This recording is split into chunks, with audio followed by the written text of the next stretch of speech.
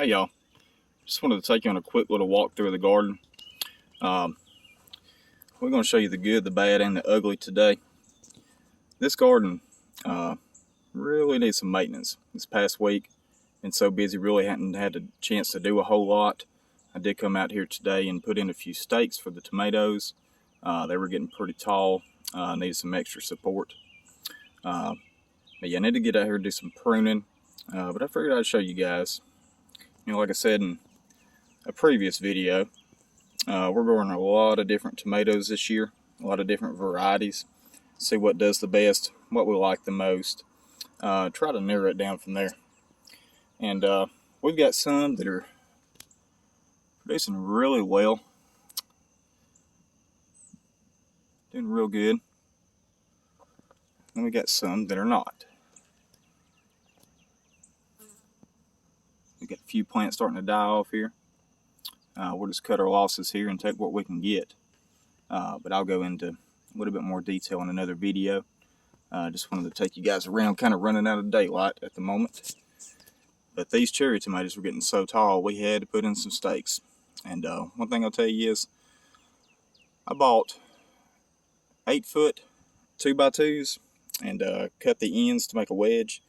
And let me tell y'all, unless you got a little ladder, go ahead and get you some 6-foot. It was a little bit of a job getting up there and try to hammer that thing in the ground, but we got them. These cherry tomatoes are producing really well. And y'all, I think probably some of these cherry tomatoes are doing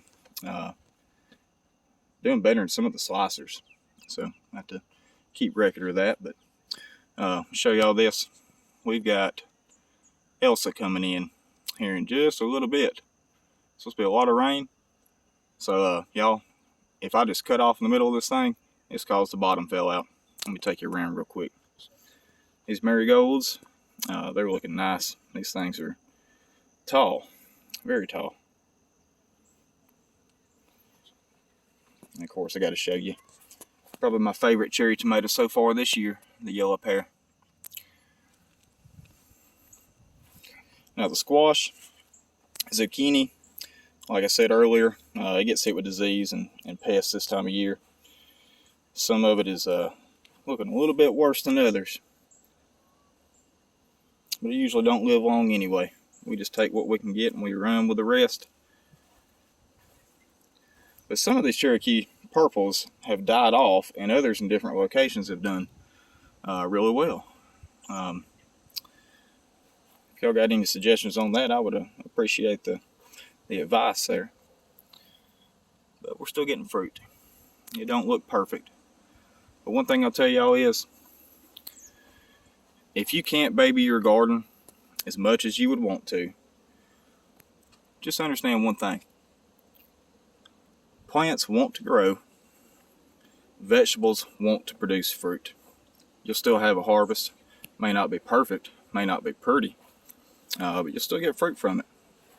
You can always come back to it another day and catch up. So if you have failures, don't worry about it. It's just part of doing this. Just learn from what happens and go to the next year. Y'all, I'm speeding through this thing. Look at that. Here she comes. I can hear it. Pantyhose support for the melons.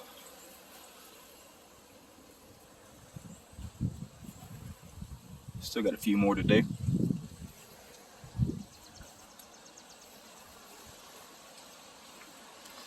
It's looking good, y'all.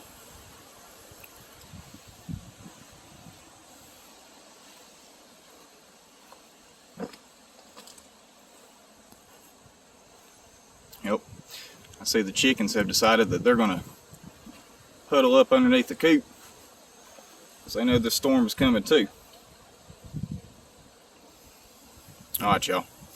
We're going to call this a day, and we'll see y'all next time.